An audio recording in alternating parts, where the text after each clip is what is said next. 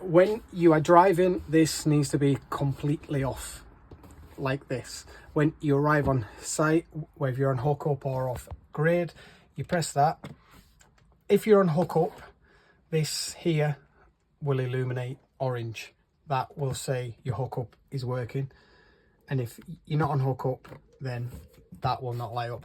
Your lights are there, and then you can readjust throughout the van. If you want water pressure, that tap has to be illuminated blue. So that's for your pressure in your water in your sink, your shower, and also your flush of your toilet.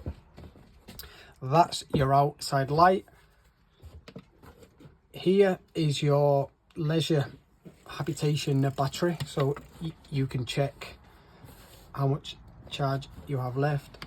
That's your vehicle battery, and this is your fresh water tank. So currently it is full.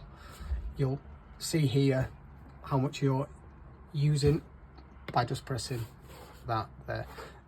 Also, that is your waste water tank, so your grey water, your sink water, and your shower water. That will illuminate orange when it's full.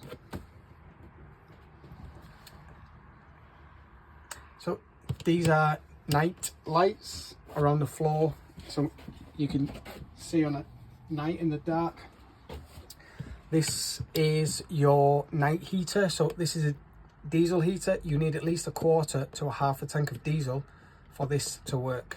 It doesn't use a lot, but the feed to this is quite high up the tank. Just to switch it on, I recommend switching it right round like that. Leave it like that for 5 minutes or so. You'll start feeling the heat quite quickly, and then you just readjust to wherever suits you. If that light's green, you're working.